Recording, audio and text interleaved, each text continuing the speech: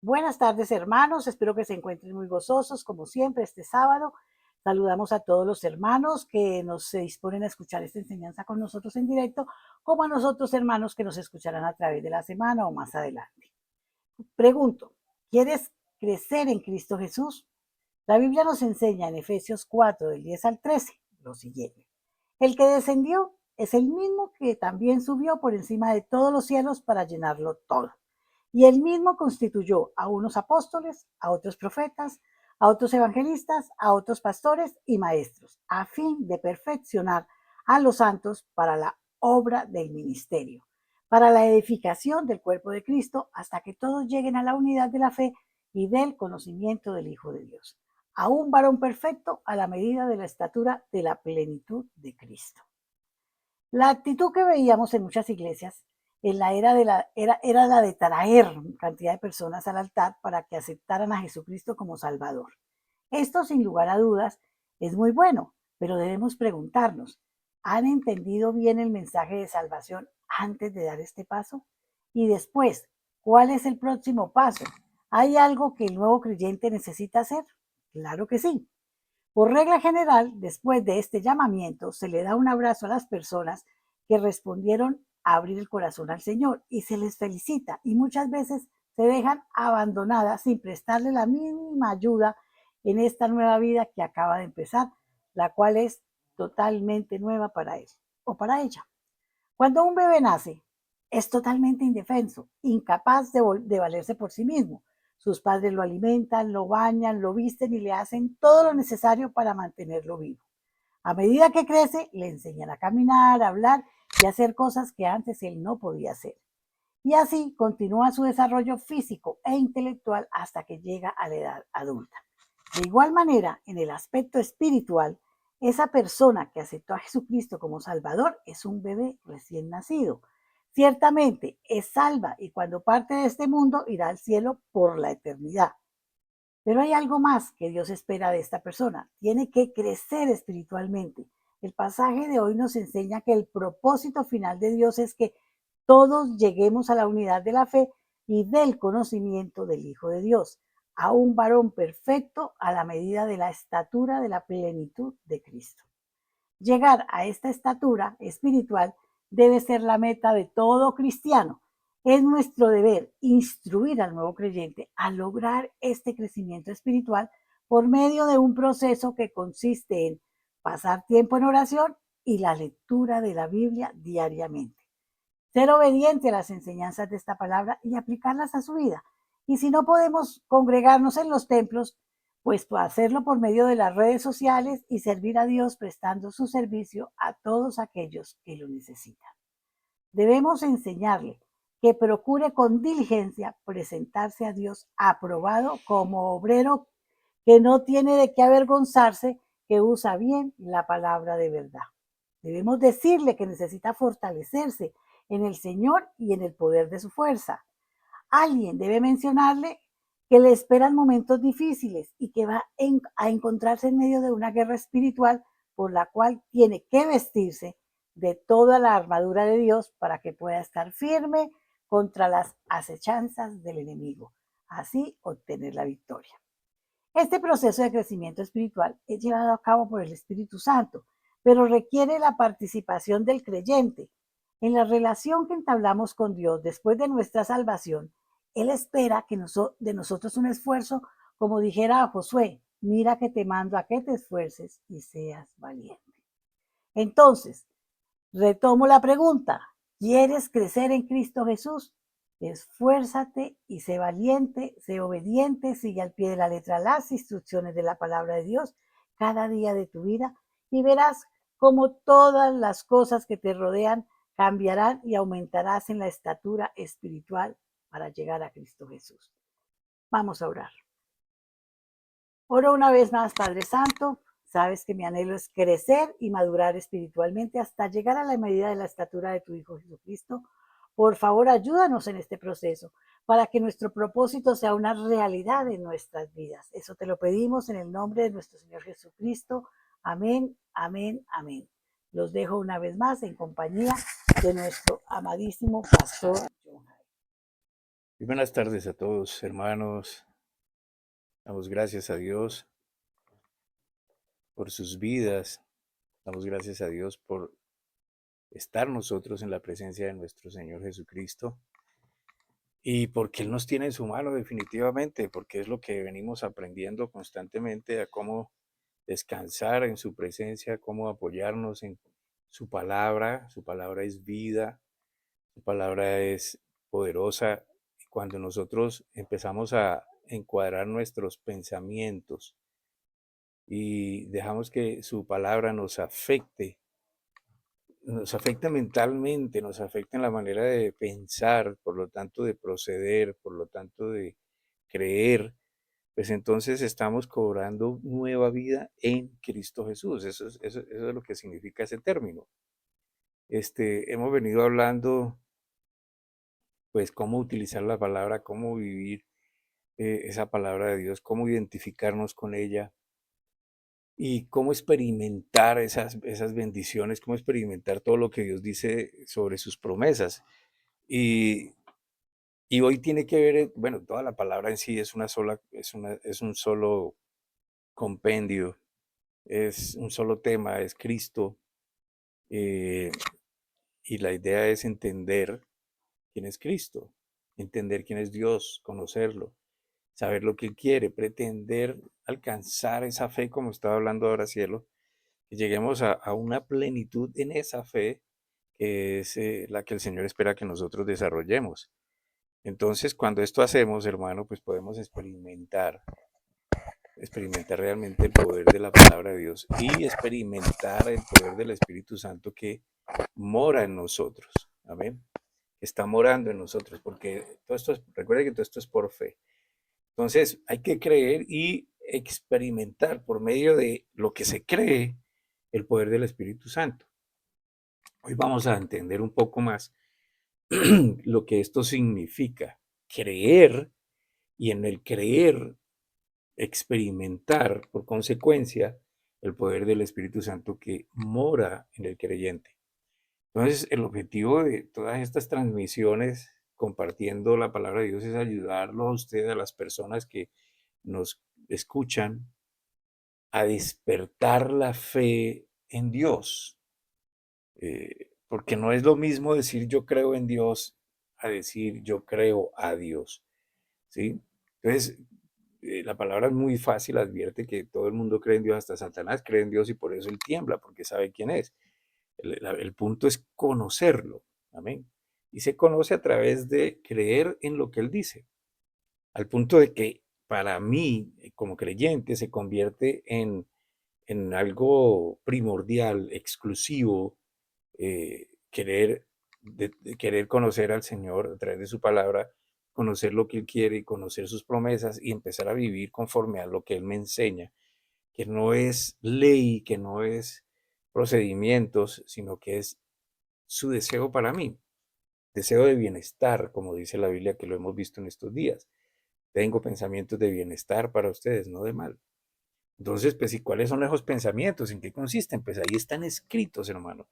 ¿Sí? No hay que buscarle otra cosa.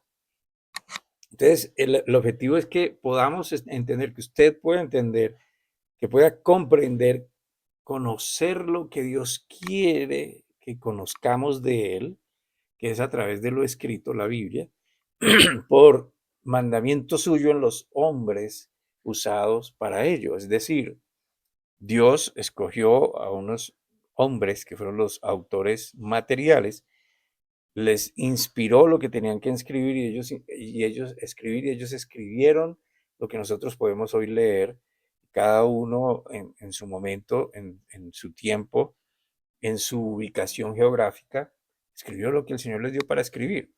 Por eso encontramos en la Biblia una concordancia impresionante y más o menos hay como unas 64.000 concordancias, que esto estadísticamente pues es casi que imposible para si no imposible, para la mente humana. Ahora escuche esto, hay un espacio entre lo que se conoce como el primer libro y lo último de 1500 años.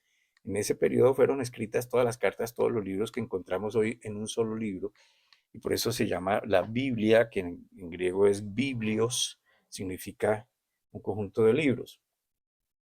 Y no solo el espacio de tiempo tan inmenso, sino diferentes autores, 30 y pico de autores, si no estoy mal, 36 autores, y escribieron todo lo que está allí. ¿Cómo es que todo esto coordina, concuerda, se encadena? Pues porque fue un solo autor intelectual, y eso es lo que nos invita la Biblia a que creamos. Entonces, la manera y todo lo que está escrito, hermano, es lo que Dios quiere dejarnos conocer de Él. Yo no imagino esta mente limitada tratando de conocer todo lo ilimitado que es Dios, pues no se puede. Pero Él sí quiere que conozcamos algo y está escrito. Amén. Por eso es que la Biblia se convierte en algo tan importante. No es un libro religioso que solo dominan ciertas mentes. En parte sí, en parte no. En parte sí es que cuando somos provistos del Espíritu Santo, el Espíritu Santo tiene la tarea de irnos revelando, descubriendo en la medida en que vamos creciendo espiritualmente. Recuérdese eh, que somos cuando nos entregamos a Dios, cuando el Señor toca nuestro corazón y realmente le decimos, Señor, ven y enséñame y muéstrame quién eres tú. Y yo creo en lo que tú dices. Cuando nosotros hacemos este proceso de aceptación del amor de Dios que se manifestó a través de la cruz, en su muerte y resurrección, entonces recibimos el Espíritu Santo y comenzamos a una nueva vida que ya está ocupada desde adentro hacia afuera por el Espíritu Santo. Él comienza a enseñarnos todo lo que es el deseo de Dios para nosotros. No nos lo podemos comer todo entero porque nos vamos a atorar. Somos niños, nacemos y por lo tanto somos niños espirituales que necesitamos ir creciendo, comiendo más sólido cada vez hasta que lleguemos a una madurez que seguramente nos vamos a demorar toda la vida terrenal en ese crecimiento. Entonces, eso es lo que Dios quiere que entendamos. Y como les dije, porque Dios quiso que fuera así. Amén.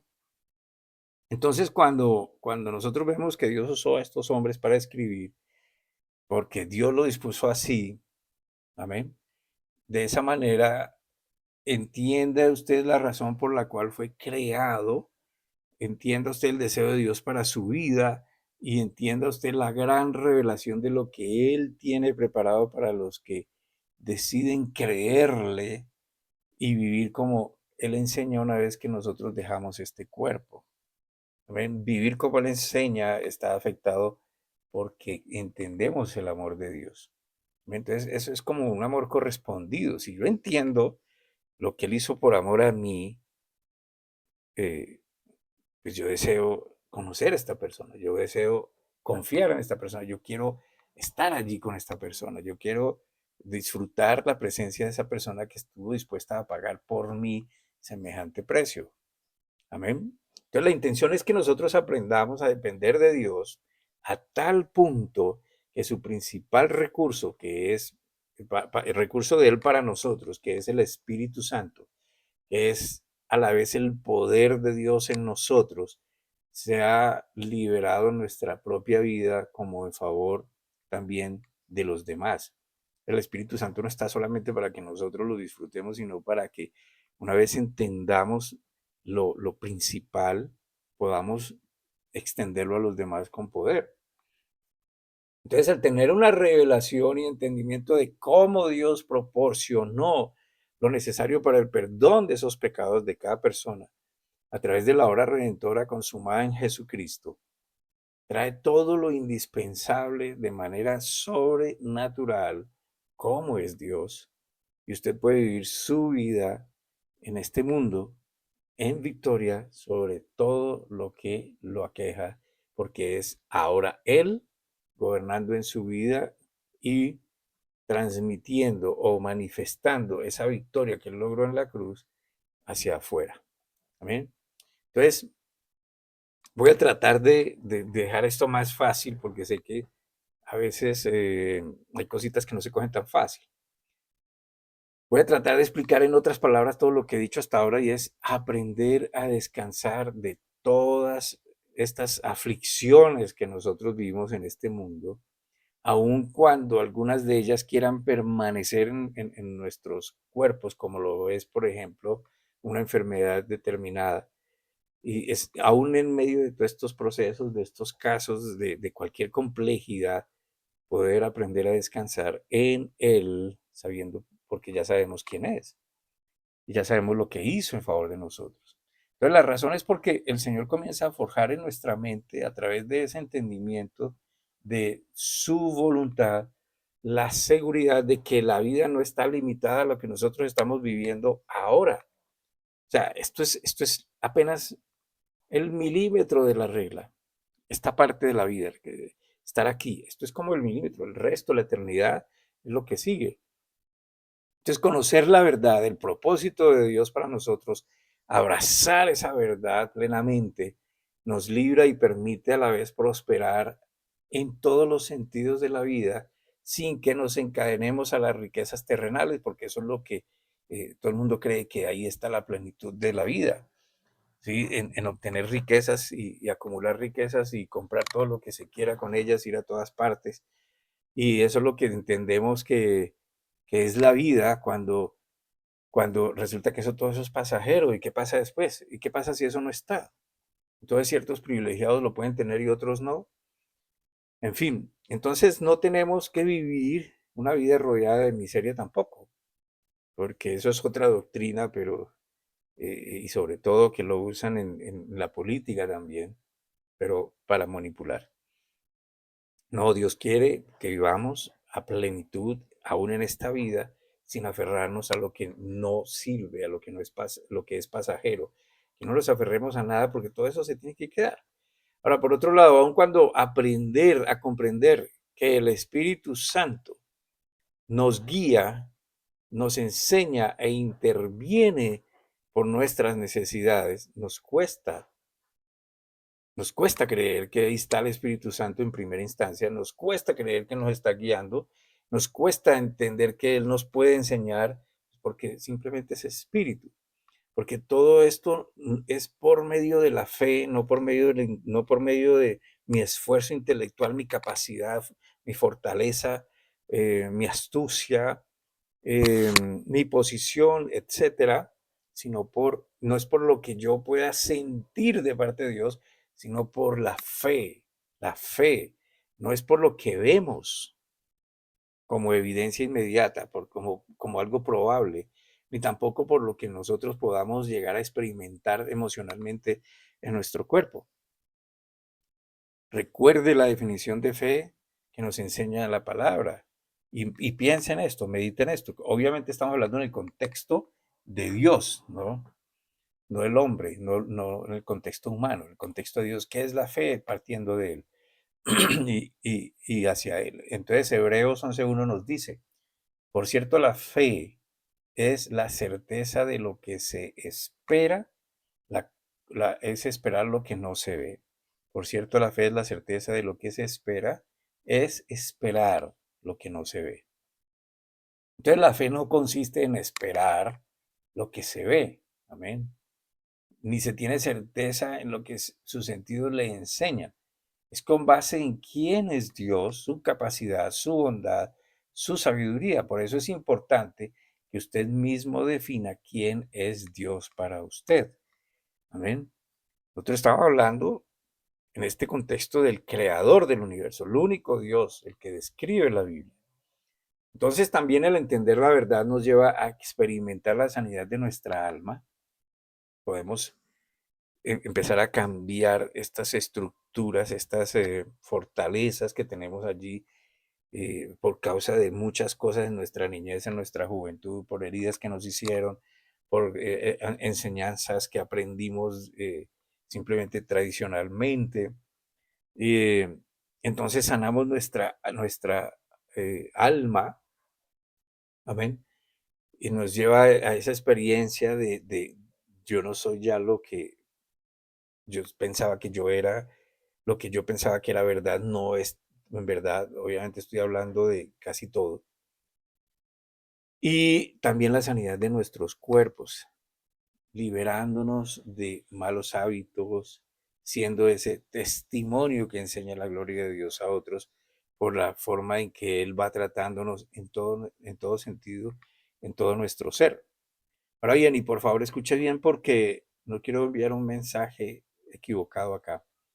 La sanidad del cuerpo como del alma provienen del poder de Dios cuando nosotros usamos la fe en las promesas dirigidas a esos objetivos.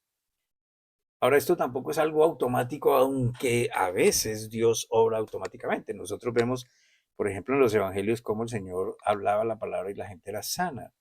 Amén.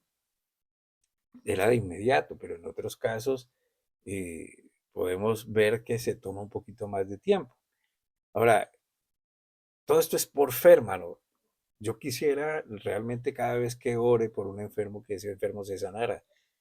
Pero esa es mi voluntad, amén, que ese es mi deseo, que todo el mundo se sane.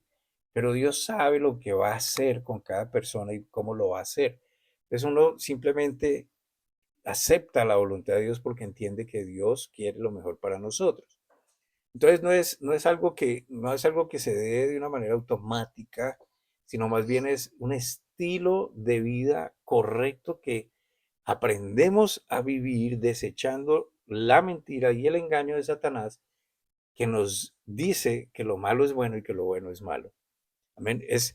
Si la palabra de Dios es verdad, esa palabra comienza a revelarme lo que no sirve, lo que no conviene, lo que me hace daño y que yo mismo lo estoy permitiendo porque he sido mal enseñado, porque he aprendido mal de malos ejemplos. Amén. Entonces no se trata solamente de entenderlo de manera intelectual, sino también de ese entendimiento hacerlo vida. Es decir, así como aprendimos que decir una mentira y dependiendo de cómo o para qué la digamos, puede no ser malo o bueno porque nosotros lo catalogamos sabiendo que es mentira. Y así como nosotros, por ejemplo, aprendimos que robar es bueno, no importa, usando la excusa de es por necesidad que lo hago, o porque el otro no lo necesita, porque las cosas no son del que las tiene, sino del que las necesita, etcétera, etcétera, etcétera. Amén. Y así es como hemos aprendido, y hemos aprendido que el fin justifica los medios. Entonces, mientras usted no mate a nadie, pues hágale. Entonces, todas estas cosas son las que la Biblia comienza a enseñarnos que son mal y que son mal no porque Dios, como les dije la vez pasada, no es porque Dios entonces se tapó la cara y se ofendió y se angustió y mírenlos allá otra vez pecando y es que no entienden, no, Dios todo lo sabe. Amén. Dios sabe aún lo que yo voy a hacer mañana, yo todavía no lo sé. Y Él sabe si yo mañana la voy a embarrar o no la voy a embarrar, si voy a hacer mal, si voy a, etcétera. Dios sabe eso. O sea que Dios no deja de ser Dios. No, Dios no va a cambiar ni va a cambiar conmigo porque yo me equivoque. Entonces lo que Él me enseña es, esto lo hace mal a usted, esto lo destruye a usted. Y finalmente esto empieza a implantarle duda porque usted se da cuenta de que usted no es capaz, de que usted es mentiroso, de que usted es esto y lo otro y lo otro. Y usted comienza entonces a alejarse de Dios. De esa manera, como aprendimos eso, a hacer todo esto malo, también nosotros aprendemos, podemos aprender y entendemos que con el uso de la palabra de Dios podemos cambiar y revertir las cosas y podemos entender qué es lo malo, qué es lo que no nos conviene, qué es lo que no nos edifica, qué es lo que nos hace daño, tanto como personas individuales o colectivamente. Entonces, y hemos establecido las cosas como principios de vida y así como lo hicimos, podemos cambiarlo, cambiar esos conceptos, cambiar esas definiciones, esos criterios, esas conductas con la verdad de Dios. Amén. Y empezamos a vivir entonces la palabra. Amén. Porque vuelvo y lo dejo claro, no se trata de cumplir una cantidad de leyes y normas, no.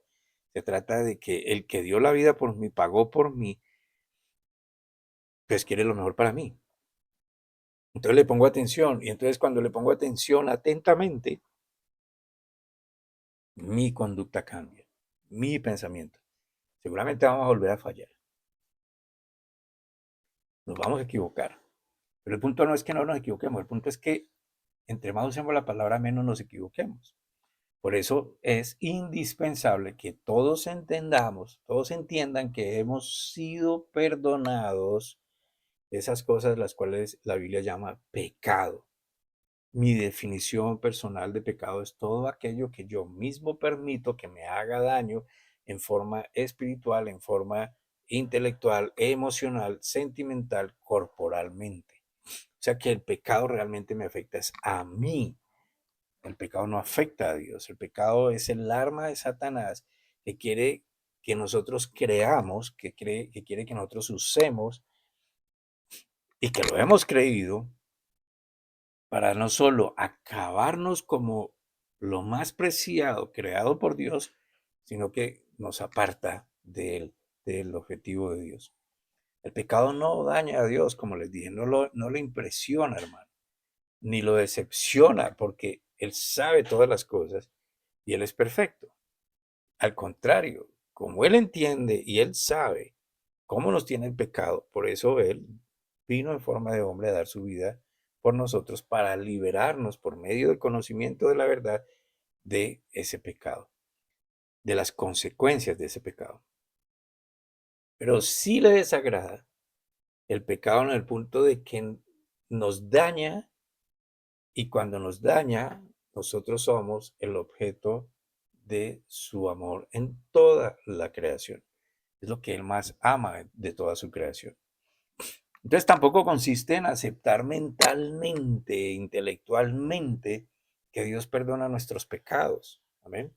Y pensar que fue solo una experiencia de un momento en el cual entendimos que eso no nos permitió nacer a una vida nueva y que nos da la oportunidad de redimirnos ante Dios o Él nos redime ante Él mismo y dejarlo allí. Luego pasamos simplemente a que tenemos que esforzarnos por ser un ejemplo de vida, lo que en parte también es cierto.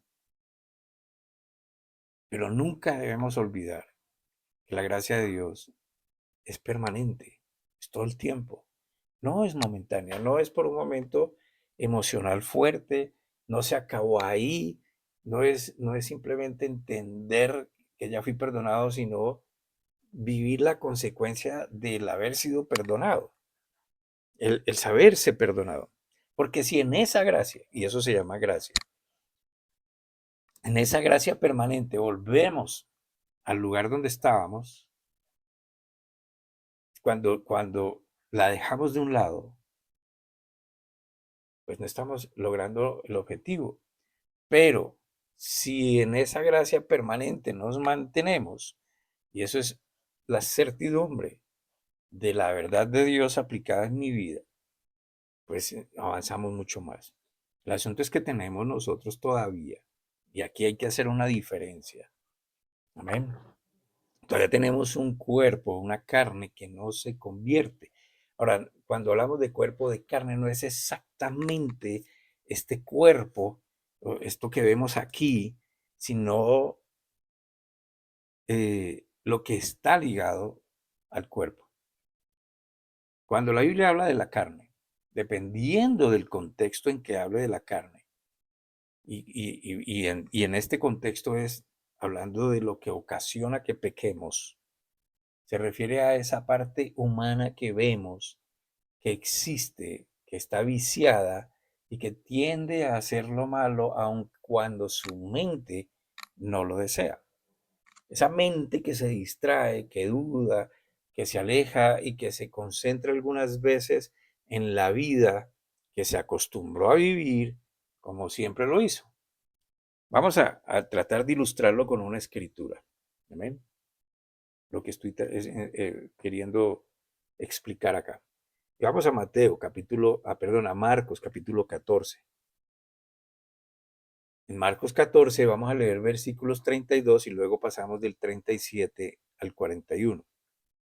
Marcos 14, 32 y luego 37 al 41. Entonces el 32 dice, vinieron a un lugar que se llama Getsemaní y dice Jesús a sus discípulos, sentaos aquí, entre tanto que yo oro. Ahora el Señor llega y se aparta y va y hace su oración. Y luego en el versículo 37 vuelve y los encuentra durmiendo y dice a Pedro, Simón, ¿duermes? ¿No pudiste velar una hora? Velad y orad para que no entréis en tentación. El espíritu, la verdad, está dispuesto, pero la carne es débil. Otra vez fue y oró, diciendo las mismas palabras, y al volver otra vez los halla durmiendo, porque los ojos de ellos estaban cargados de sueño, y no sabían qué responderle. Vino la tercera vez, y les dijo, dormid lo restante y descansad. Basta, la hora ha venido. He aquí, el Hijo del Hombre es entregado en manos de los pecadores. Por supuesto que cuando el Señor habla de esto no se está refiriendo a que ellos no podían dormir. Lo que les estaba diciendo es, pilas que no los coja esto desprevenidos, esto que va a suceder. Pues Jesús todavía aquí no había muerto. Y que no los coja desprevenidos, ustedes se vayan a desanimar y se vayan a perder y no vayan a enfocarse en lo que es. El espíritu del que habla en este contexto se refiere a las sinceras intenciones de los discípulos de serle fiel al Señor en sus pruebas. En medio de la prueba quieren mantenerse firmes, pero no pudieron. ¿Ven? La carne en ese contexto se refiere a lo que hace el cuerpo normalmente. En este caso, ¿qué es lo normal? Pues están cansados, tenían sueño, fueron a dormir.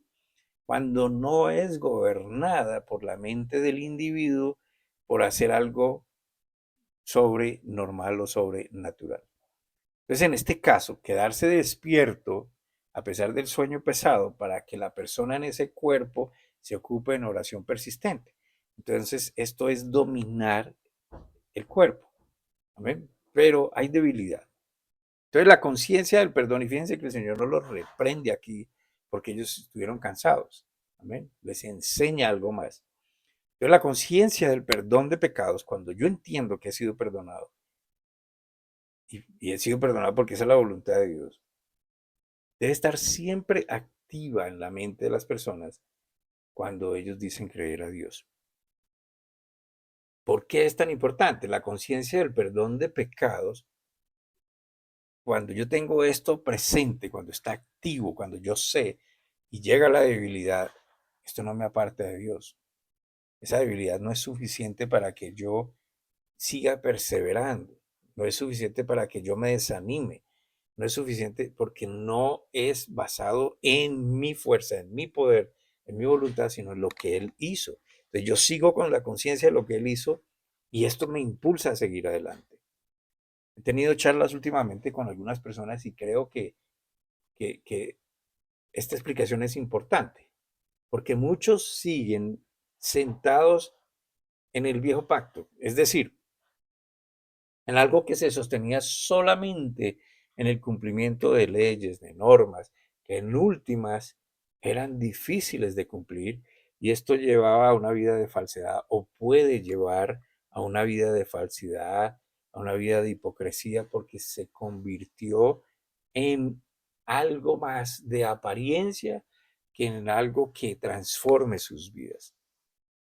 Más no es un producto de la afectación de Dios en sus vidas que salga naturalmente, que sale del alma de una manera natural, pero renovada, ya no como era antes. Y eso es de saberse una conciencia libre, renovada, producto del amor de Dios. Espero estarme haciendo entender con esto. Entonces, las personas que no entienden el nuevo pacto, que es el perdón de pecados por la obra de Jesucristo, de la obra redentora, la obra de justicia de Dios efectuado en Jesucristo, siguen orientados a satisfacer procesos con base en cumplimiento de conductas, de normas, de leyes, procedimientos. Es un esfuerzo frustrante porque los lleva a la duda cuando no pueden cumplirlo, cuando se dan cuenta que están violando permanentemente la ley. Y por lo tanto, pues viene esa condenación por su incapacidad de lograrlo. O si no, viene la gran indiferencia y entonces viene la apariencia y no la liberación de esa culpa. Amén. Entonces ya quieren impactar es exteriormente, más no interiormente. Y resulta que usted va a reflejar siempre lo que viene allá adentro, en algún momento. Entonces el nuevo pacto es con base en lo que Dios dispuso como justo ante sus propios ojos, no lo que usted puede hacer creyendo que es justo ante Dios o justificable ante Dios. Amén. Es lo que Él ya dispuso, lo que Él ya hizo por todos nosotros para meternos en esa justicia de Él. Amén. Es una justicia por su propio poder, es una justicia con su propia decisión de cumplirlo o de materializarlo en sí mismo. En nada requiere la participación de hombre alguno, sino de Él que tomó forma de hombre, como usted y como yo, para lograrlo. Eso es en Jesús. Analice la siguiente escritura en Jeremías capítulo 31, los versículos 31 al 33. Y escuche esto es profético. Jeremías 31 al 33. Entonces Jeremías, ¿qué es lo que hace? Hablar de parte de Dios y lanza esta profecía, que hay que entender, que hay que analizarla, porque esto ya se cumplió en Jesús. He aquí que vienen días, dice el Señor, en que estableceré para la casa de Israel y para la casa de Judá un nuevo pacto. Casa de Israel, lo natural, donde nacieron las 12 tribus, producto de la promesa de Dios a Abraham. Abraham, Isaac, Jacob, de Jacob nacen las 12 tribus, y una de ellas se llama Judá, y la tribu de Judá era la más pequeña, y de la tribu de Judá desciende el Señor Jesucristo. Y de esa casa de Judá, de esa tribu de Judá, del fruto de ellos iban a hacer un nuevo pacto a través de Jesucristo. 32. No como el pacto que hice con sus antepasados el día que los tomé de la mano para sacarlos de la tierra de Egipto, porque ellos no permanecieron fieles a mi pacto, y yo me desentendí de ellos, dice el Señor. Paréntesis. ¿Por qué se desentendió el Señor de ellos? Porque ellos decidieron seguir como ellos aprendieron en medio de la cautividad, viendo las costumbres del pueblo egipcio, que era toda clase de idolatría. Entonces ellos quisieron seguir por esa línea, no escucharon a Dios atentamente, no hicieron como Dios les dijo: oiga, yo voy a ser para ustedes Dios y ustedes van a ser para mi pueblo, yo los voy a guiar, yo les voy a proveer, yo les voy a enseñar. Ellos no, ellos siguieron tratando de cumplir leyes para estar bien delante de Dios, pero practicaban lo que aprendieron, parte de lo que aprendieron estando en cautividad viendo a los egipcios. Amén. Entonces, ¿qué hizo Dios? ¿Ustedes quieren hacer eso? Sigan por ahí. Por eso dice: me desentendí de ellos, dice el Señor. Versículo 33. Porque este es el pacto que haré con la casa de Israel después de aquellos días. ¿De cuáles días? El día que Él va a escribir esas leyes, sus leyes en el corazón de los hombres. Después de aquellos días, pondré mis leyes en la mente de ellos, y sobre el corazón de ellos las escribiré, y les seré por Dios, y me serán por pueblo. Entonces, lo que está haciendo Jeremías aquí es profetizando lo que pasaría después de la resurrección de Jesucristo. Es decir, ya no es solo el pueblo de Israel, sino que todo el que en él crea le ha sido dado el Espíritu Santo para que ellos se conviertan en el pueblo de Dios también. Somos adoptados ese pueblo, ese nuevo pueblo que se llama Israel, la nueva Jerusalén en nuestra ciudad. Entonces recuerde que el objetivo es entender el perdón de pecados, amén. Porque con base en ese entendimiento se crea la fe sólida de la libertad que produce el saberse libre de culpa, de condenación, de obligación a cumplir normas, leyes, sacrificios, procedimientos imposibles por la misma debilidad humana. Es decir, no que usted no lo pueda hacer, sino que usted va a dejar de hacerlo o va a incumplir en algún momento, y entonces cuando eso pasa, pues violó la ley. Entonces todo se basa ahora en lo que Dios hizo en sí mismo por cada uno de nosotros. Él es el que nos exime de culpa porque alguien ya pagó por nosotros y ese fue Jesucristo. Entonces, uno es el pacto que Dios hizo con Israel en el monte Sinaí a través de Moisés, los 10 mandamientos y luego los otros mandamientos que fueron añadidos a los 10 mandamientos, y esos fueron 603 más. Ese es el viejo pacto que ellos no pudieron cumplir. Y otra cosa es el nuevo pacto que se dio a través de Jesucristo, no con base en leyes, sino en su amor y misericordia. Es decir, somos los beneficiarios solamente por creer en lo que Él hizo de ese nuevo pacto. ¿Qué quiere decir? Ustedes son salvos porque yo pagué por ustedes. Ese es el nuevo pacto. Si usted cree, usted obtiene mi salvación, dice el Señor. Analiza esta escritura en Hebreos capítulo 10, versículos 15 al 18. Verdaderamente el Espíritu Santo también nos declara, porque después de haber dicho, este es el pacto que haré con ellos después de aquellos días, dice el Señor, pondré mis leyes en sus corazones y en sus mentes las escribiré. Añade, y nunca más me acordaré de sus pecados y transgresiones, pues donde hay perdón de estos, no hay más ofrenda por el pecado. Lo que hace el autor de Hebreos es citar la profecía en Jeremías y aclararla. Pero es poner las leyes de Dios en nuestros corazones y mentes. ¿Qué significa? Significa que nos está dando su Espíritu, el Espíritu Santo. Porque para el hombre era imposible, todavía lo es para algunos, seguir las leyes. Los que se dedican a eso no lo van a cumplir. ¿Ven? Entonces, ¿qué hace? El Señor nos da el Espíritu Santo. De esta nueva manera, es Dios por medio de su Espíritu guiándonos, revelándonos los planes de Dios para nosotros cuando leemos y estudiamos su palabra. Es por eso por eso que usted oye que nosotros decimos que Dios nos habla, que Dios nos guía, que Dios colocó en nuestro corazón, que Dios nos lleva a toda verdad. ¿Vale? Porque ahí está el Espíritu con esa función y lo está haciendo. Y el asunto es que nosotros no somos conscientes de ese actuar, sino hasta cuando entendemos lo que está sucediendo. Y miramos atrás y nos damos cuenta de que sí realmente está el Espíritu haciendo todas estas cosas. Entonces, es una conciencia plena en que Dios nos guía desde dentro de nuestro espíritu con su espíritu.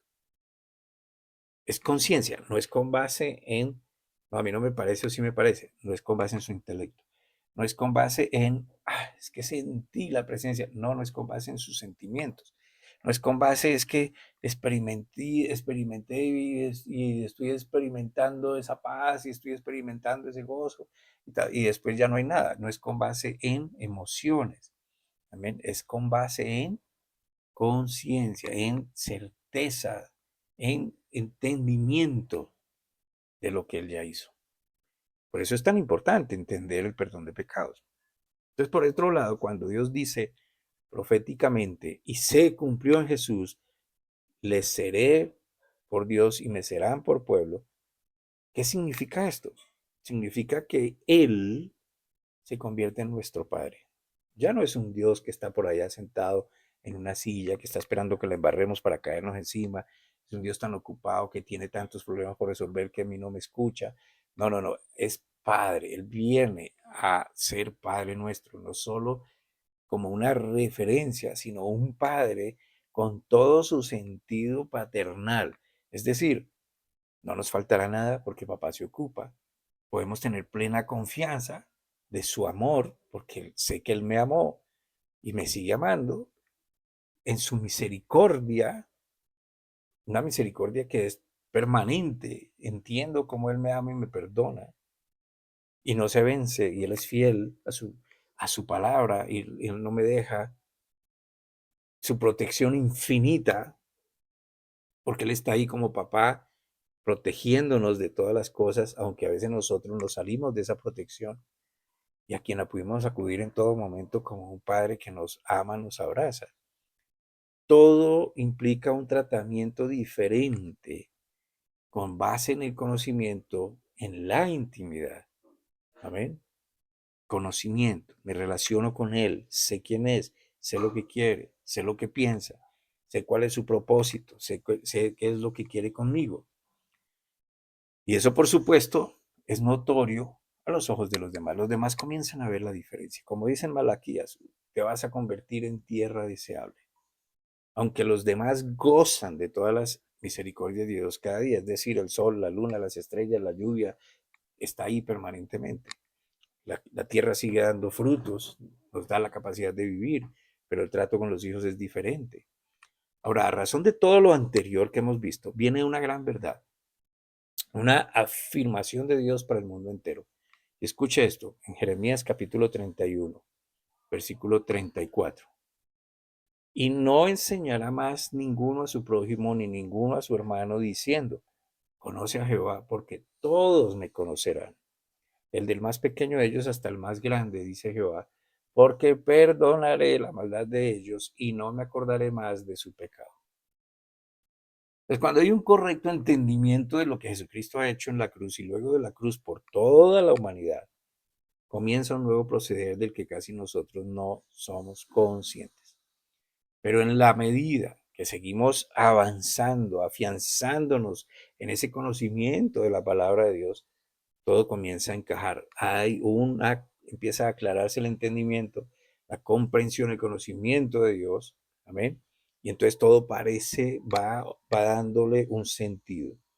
Todo eso y toda esa conciencia, tanto de lo que Dios hizo como de lo que Dios ha prometido, en la medida que vamos cimentando nuestra fe, en que le vamos dando el crédito a lo que Dios dice, esa conciencia va siendo cada vez mucho más real. Y por lo tanto usted empieza a gozar más de esa plenitud de Dios en su vida, sin importar las circunstancias que puedan surgir. Produce entonces un resultado, como resultado, una paz más cierta, una seguridad más plena en el sentido de saber que Dios nuestro Padre tiene el control de todo y sobre todo, aun cuando nuestro ser débil no lo perciba o no lo quiera reconocer. Y todo esto lo hace, todo lo que hemos hablado aquí, y más de lo que estamos por conocer, se hace realidad por lo más sorprendente, porque usted y yo nada tenemos que ver, sino porque como dice la última frase allá en Jeremías 31-34, porque perdonaré la maldad de ellos y no me acordaré más de su pecado. El entender que usted ha sido perdonado, el entender lo que el Señor proporciona por usted haber creído en el perdón de sus pecados, comienza a traer una experiencia nueva en el Espíritu Santo. Amén. Usted no puede experimentar el poder del Espíritu Santo desconociendo todo lo demás. Por ejemplo, usted no puede sentir paz y libertad aun cuando sabe que el Espíritu Santo mora en usted sintiéndose culpable, sintiéndose inmerecedor. Él lo hizo merecedor. Amén. Bueno, espero que haya podido explicar un poco mejor lo que significa el entender ese perdón de pecados, porque es la única manera, el perdón de pecados, si usted lo entiende, que usted pueda disfrutar de lo que viene ahí intrínsecamente con el Espíritu Santo y el entendimiento de la verdad. Amén. Bueno, lo dejo con esta información importante. Mientras tanto, únase, hermano, y oremos. Oremos juntos. Eh, Suspenda un momentico su actividad, lo que sea que esté haciendo, y deténgase y empiece a orar y a pedirle a Dios que le revele su verdad, que le enseñe su gran propósito con usted si todavía no lo ha entendido, que le enseñe cómo extender esta buena nueva a otras personas, cómo experimentar su gracia, su amor, su misericordia, su paz, su sanidad, su protección, su provisión. Ore, hermano, convencido de que Dios lo está escuchando, con la certeza de que Él está ahí. Y si todavía tiene dudas en su corazón, enséñele. Dígale que le enseñe quién es Él, en su propia mente, en sus propios ojos. En el nombre de Cristo Jesús, te damos gracias, Señor. Amén.